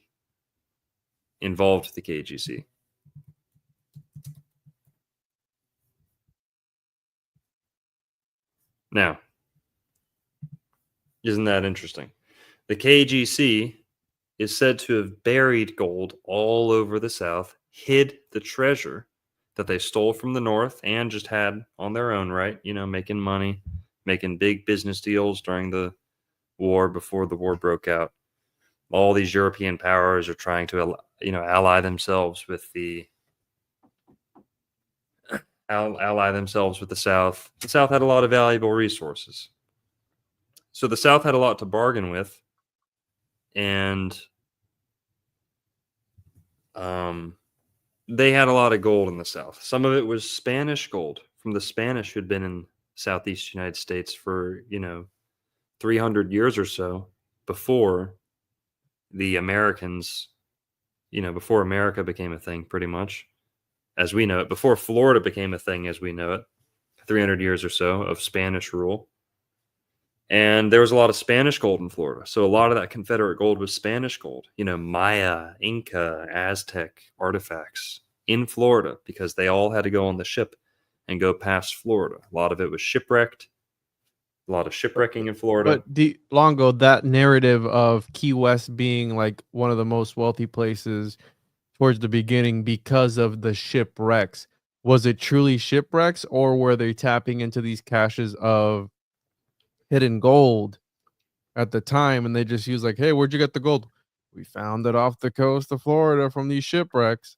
I know that exists, but it kind of takes a spin on that narrative of, yeah, we found it all on shipwrecks, and it could have been they were tapping in, Yeah, I think it's a lot of both. The Union still had those forts like Fort Jefferson, and they were bringing ships back and forth throughout the whole Civil War past the coast of Florida, which was Confederate. There was battles off the coast of Florida. Then there was ships sinking during all the Spanish rule since the 1500s. And I think there was just a lot of sunken treasure, a lot of it from Inca, Aztec places. But then also, like Juan's saying, they also just buried and lied about a lot of it and said, oh, this gold right here. Imagine the Civil War just ends and the Union's looking for all their gold. They find gold in this guy's backyard. Oh, no, that's not Confederate gold. That's grandpa's gold. Yeah, that's old Spanish gold. That's old this, that's old that. But still, we do find like Inca artifacts and stuff sometimes in the sand on the beach, off the coast.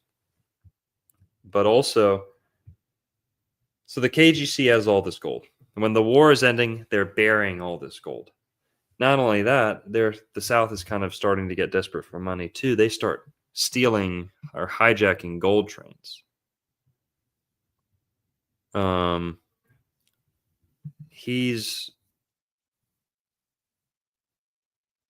So Jesse James, who's involved with the KEGC, he is actually helping seize money, protect gold, steal gold.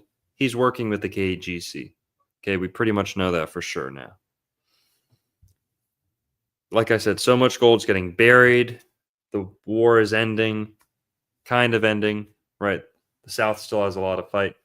But at this point, Jefferson Davis, who's the leader of the southern states, he's in Virginia, and he starts to flee because the North is closing in on him, right? The siege of Richmond.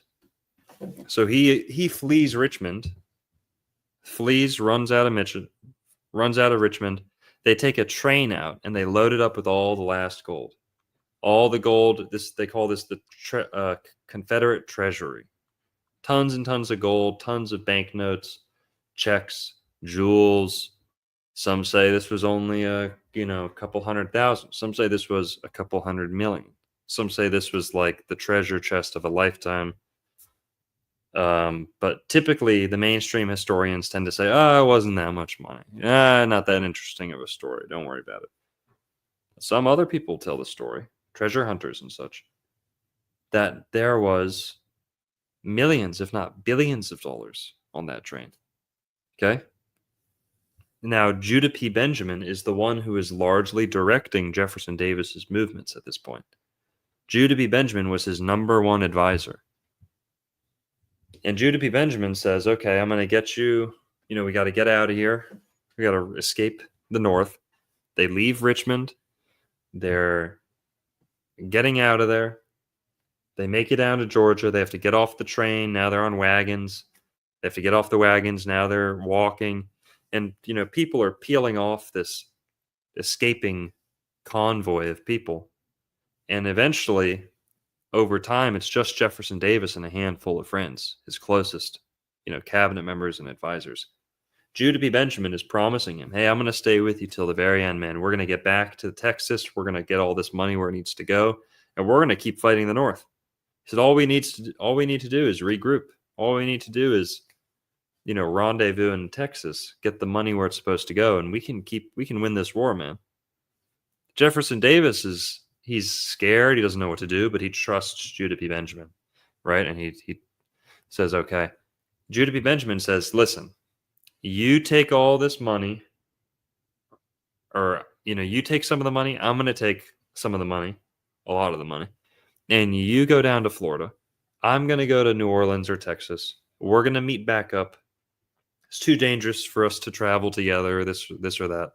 Now, at this point, when they left Richmond, they had a convoy. They had, maybe 1,000 troops or so protecting them. It was a big, big body of, military movement leaving Virginia.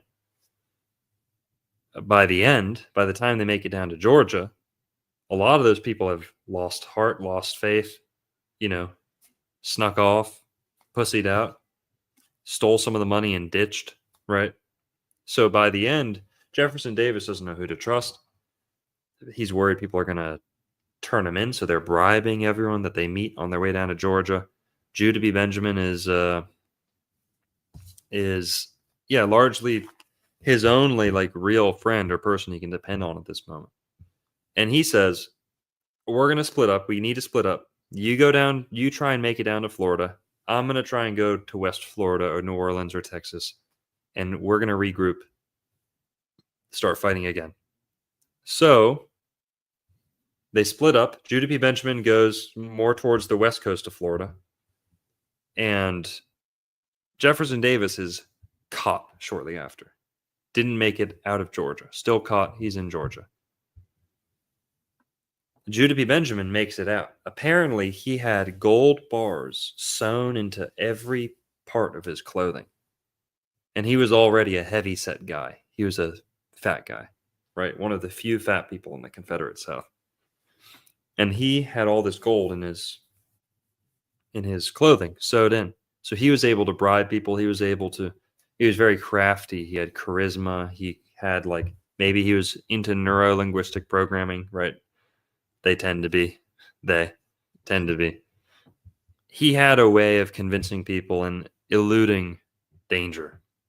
He makes it out. He bribes his way. He stays at a sympathetic friend's house, the Gamble mansion.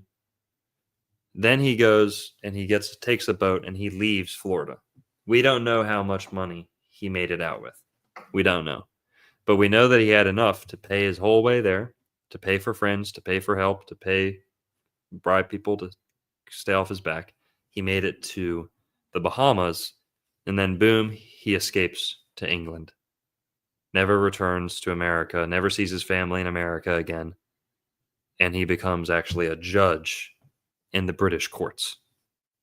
And very, maintains like a high social status. That's how Judah P. Benjamin made it out. It's suspected that he made it out with a ton of that money, a ton of the money. And he either hid it somewhere for himself to come back to later or to have someone go get for him, or that he sewed it into his clothing, gold bars, banknotes, something, and he made it out with all the money, most of the money. Now, that wasn't all the money.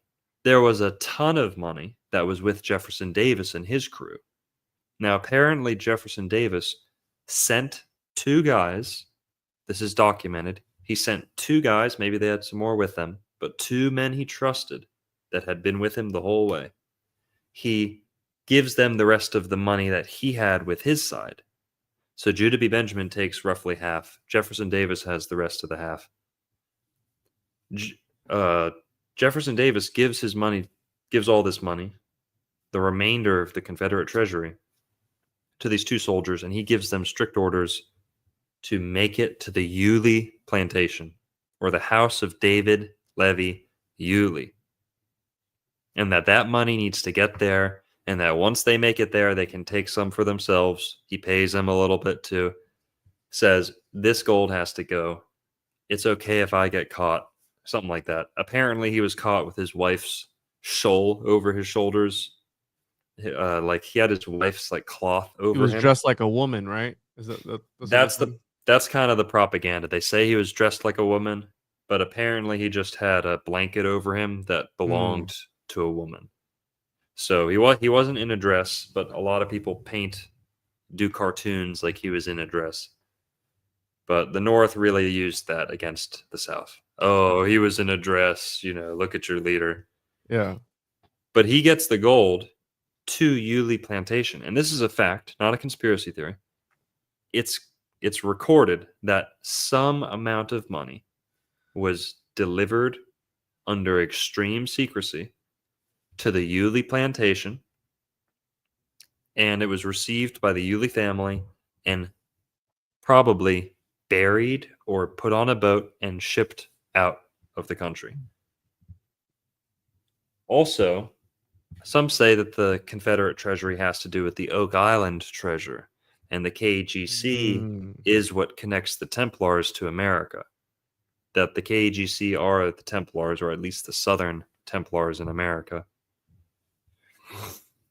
And all this gold, Jesse James treasure is tied to this too. There's so many rabbit holes, but that's the thing with the Confederate gold making it down to Florida, making it down to the Ulee Plantation, the Ulee estate. And you can see ruins of the Ulee Plantation. There's multiple Ulee plantations in Florida, or plantations, properties owned by the Ulee family or Levy family. It's funny because I read it was $1,940 in 1865. And it sounds like it was a lot more than that, because $1,940 in 1865 to today's standards like 37 grand or something like that. Not that much. Yeah. Well, the Ulee Plantation is there. It still bears the name of this guy. His family were slave owners. They were very influential in Florida. Like I said, they started the New Jerusalem. I don't think I said that earlier. The Jutopia that his father founded in Florida was called New Jerusalem. Now, the last little tidbit here that we have to talk about is the Mormons. The Mormons. The Mormons is what ties all this together. The Mormons got in trouble and got demonized, not just because of the polygamy and stuff, but because they published the secrets of Freemasonry or disseminated the secrets of Freemasonry without proper approval, rights, things like that. And like Juan said, Freemasonry for the family. That's kind of what Mormonism is a little bit. The temple, they have the temple, which is like a lodge, right? So your men in Mormonism strive to become like pretty much like master masons in their own type of temple thing. They do a lot of rituals. I'm not a Mormon, but they do baptism of the dead. They do baptism of the non-consenting, like you can baptize someone against their, without them ever knowing they were baptized, kind of things like that. But they do somewhat Masonic rituals in the temple, and that's what they call it. The temple, it's the lodge, right? The KGC would call it a castle. Masons call it a lodge. Mormons call it a temple. So Joseph Smith was a Freemason, and he published and incorporated many of the secrets of Freemasonry into the religion of Mormonism, or the Church of Jesus Christ of Latter-day Saints. And of course, they, like the KGC, wanted to spread west, wanted to spread south, wanted to spread all over, take up as much as they could. The KGC, the Mormons, like the KGC, were very friendly with the Indians. And Juan, I'm going to send you something on Tupelo Honey and the Mormons.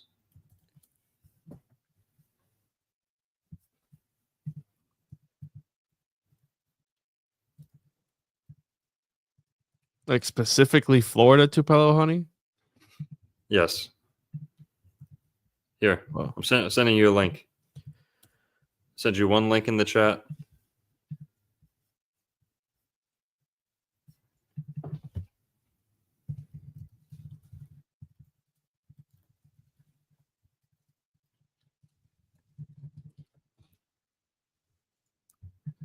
All right, what's Okay. this? Pull it up. Let's see it on screen. Can you see it? Yeah. Maybe the other link might be better to start off with. I sent you 2 links. For those who don't know, Mormonism is pretty much a branch of Christianity. Most Christians would kind of disagree with that, but they claim to be the Church of Jesus Christ of Latter-day Saints. So they believe that Jesus' teachings have been added on to a little bit by the prophet Joseph Smith and a couple others.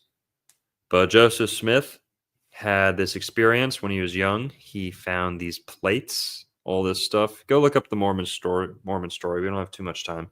Yeah, he talked to a salamander and stuff.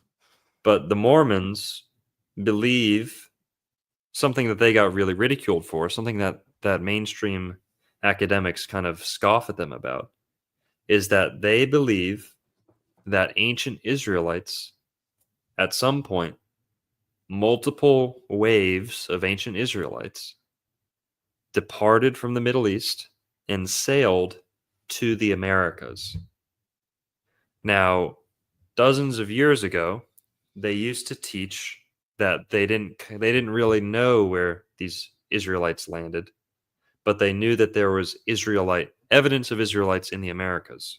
Hebrew words, Hebrew units of measurement is a big convincing one. That's the one that convinced Glenn Beck to go Mormon. If you guys have ever seen that, pretty cool. He did a whole Fox thing on ancient Israelites in America using the measurements of ancient earthworks, showing that the units of measurement used by ancient Native Americans were the same units of measurement used by the ancient Hebrews, ancient Israelites, ancient Greeks. Mainly the 606-foot unit. 606 foot. I forget what they call it.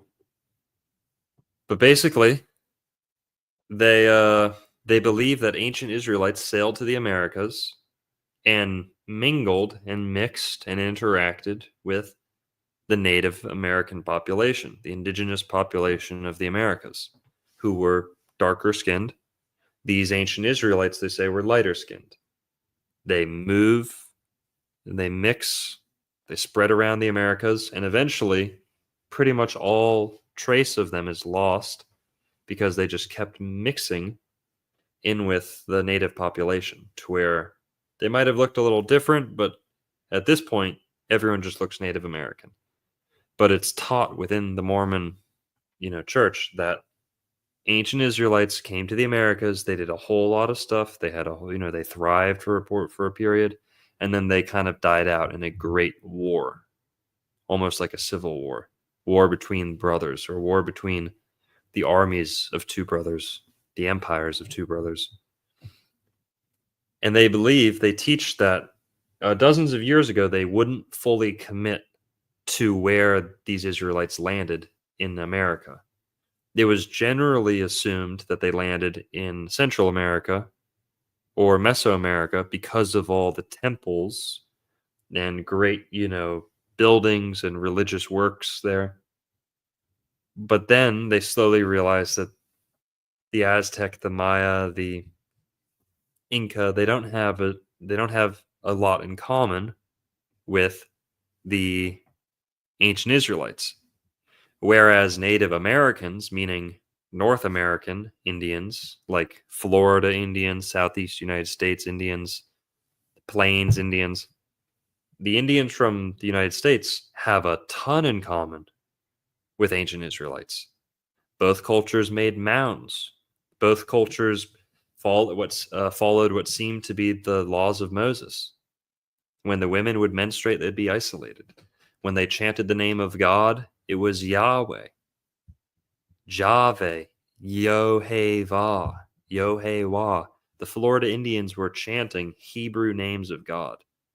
Whoa. There's words like Miami, which are Hebrew, have the same meaning in Native American as they do in Hebrew. Okeechobee is another example. Oki goes back to the Greek and Hebrew root of okeanos, and Native Americans used Oki for water, big water, Okeechobee. And Mayam means the same thing, actually. It also means water. Miami. Mayam means Hebrew and water.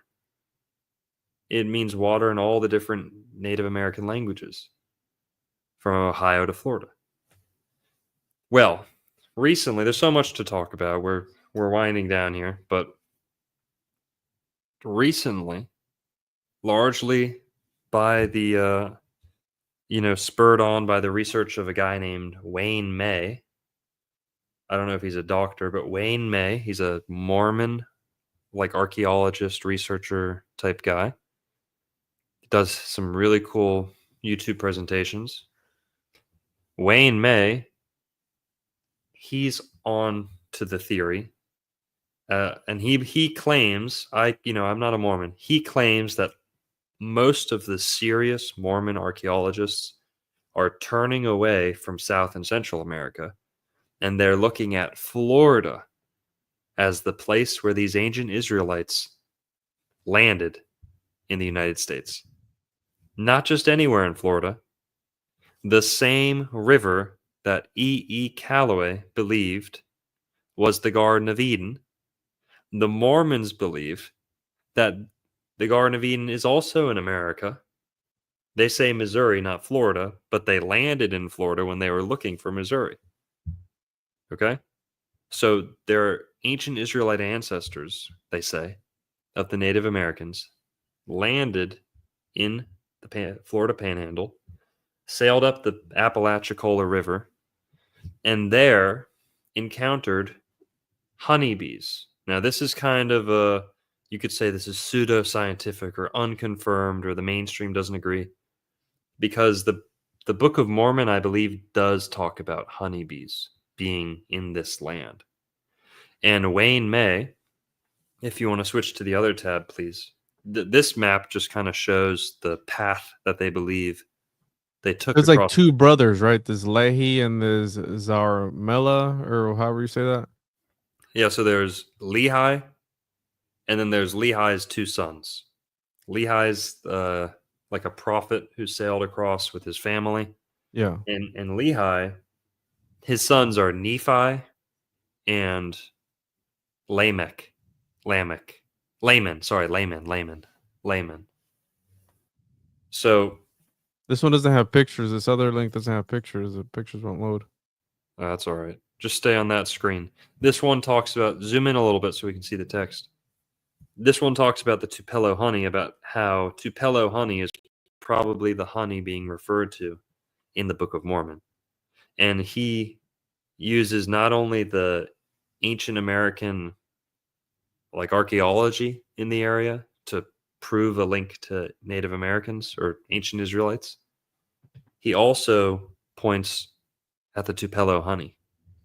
And what's crazy is that these guys who are looking into all this Mormon history, and they didn't know anything about E.E. Callaway. Don't know anything about him. All the Mormons I've talked to have never heard of him. They are just coincidentally getting led to the same area that E.E. Callaway was getting led to, drawn Was to. he a Christian, E.E. Callaway? He was, yeah. Because he was a preacher, wasn't he? Yeah, he's a Baptist preacher. And that's pretty much it. Is the Mormons believe that Tupelo honey is evidence of that ancient Israelites brought bees with them at some point. Those bees, maybe they died out by the time Columbus got here, but that bees have a pre-existing relationship. Honeybees have a pre-existing relationship with the Tupelo tree that was revived when Columbus and his people brought the honeybee back to the Americas. And the Mormons kind of claim the honeybee was here all along. L.V. Edison Callaway also claims the honeybee was here all along. So, yeah, that's a kind of it. We can read through a little bit of this if you want, but it's pretty much saying that Tupelo honey has unique properties. The bees love the tree. You know, it's kind of just all too perfect, being close to this four-headed river system, the Apalachicola River. We haven't brought this up yet either, but gopher wood only grows in this area. Yeah, I heard that area has some of the oldest trees too, some of the oldest and rarest trees in the world. Yep. It's very unique. It's a biodiversity hotspot. It's one of Earth's most biodiverse areas. You know, it's no rainforest, but it's really close. It's very hilly, which is uncommon for Florida. The river is real big valley. It doesn't look like Florida. But yeah, that's the Garden of Eden. So, anything else, Juan? Yeah, I'm just gonna add this last slide here. Our boy, what's his name? Peter Fonda. Fonda did LSD with Lennon and the Beatles. Really? And he stated, "I know what it's like to be dead" during their trip. He was also friends with Jack Nicholson. Good friends with him. Good friend, Peter Fonda said. He's done a lot of work. So there's that Kubrick connection, LSD connection, and this little last connection. He did A Race with the Devil, which is a movie he did where they're in Texas and they stumble across a satanic cult while they're conducting a human sacrifice, and then they're chased down by this satanic cult. You know, apparently they used real Satanists or something like that in the movie. They casted real Satanists in the movie to chase them down. So again, this concept of kind of sort of holding sacred knowledge, right? Esoteric knowledge that nobody else was supposed to see, and he did, and that's kind of sort of a theme within the movie. He was the one that knew where the location was. Yeah.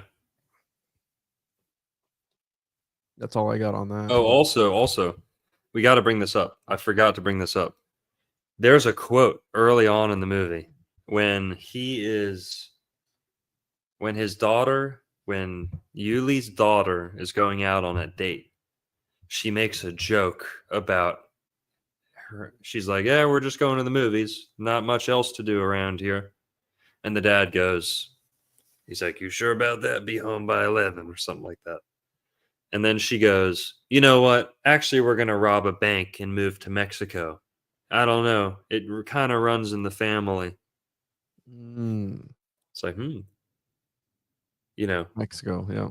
yeah, bank robbing, hidden gold, running from the police, runs in the family, going to Mexico. That's total Easter egg to the KGC. Total clue. And it makes me wonder too, the whole concept of building out these railroads, if there was something more to that. Were they at the same time searching for some sort of lost treasure at the same time while digging out, for the railroads to go all the way down to Key West? Because maybe Flagler knew about these hidden caches of gold laying around Florida, maybe Plant too, right? I mean, they're probably involved in some of those groups as well. 100%. So yeah, that's all I got. Pretty interesting. That's a lot. It's a lot to draw from. If you watch the movie, you're not gonna get any of this other stuff. We just added all this other stuff, but yeah, it's a total Disney on Ice, Frozen Disney. That's hilarious, dude. Frozen, Disney's Frozen, Disney on Ice. I went to see Disney on Ice when I was a kid. Yeah. Why the hell? Whose idea was it to put Disney characters on ice? Hey, totally a psyop. Totally a distraction. Crazy. What do you want to do next? Edward Scissorhands, maybe. Let's do Sharknado 6, bro. My brother. Anthony Weiner's in that movie? Yes. Isn't like Octomom and Casey Anthony also in the movie? In Sharknado 6? Yeah. Well, hold on, bro. No, Kate. She's not in that movie, bro. Because that's the one where it's Florida. Yeah, there's a movie filmed in Lake Worth. Body Heat. We could do Body Heat. We could do Caddyshack. We could do. Let's let the chat pick. Why don't we do a poll? Let the chat pick. Okay, let's do it another time. You gotta go. You gotta hop off the stream, yeah. Oh. All right. Well, we'll figure it out. We'll see you guys next week. It was good. A lot of gravy, a lot of history, a lot of stuff. It was fun though. I enjoyed it. Hell yeah. Thanks, Juan. Thanks everyone out there. Ulee's gold. Appreciate the tips and stuff. Guys, go subscribe to One-on-One Podcast or his new channel. What's your new channel? One-on-One Media, or permanently demonetized on the other channel. I might just stream to it. Just got nothing to lose. I'll drop J bombs and everything on there, dude. I'll talk it all. I got nothing to lose, bro. What are you gonna do? Take the channel away? Go ahead, do it. I don't care. I know. So kamikaze, bro. So commendable. Check me out. www.tjojp.com. All my stuff is on there. Catch you guys next week. Everyone have a good night. Peace.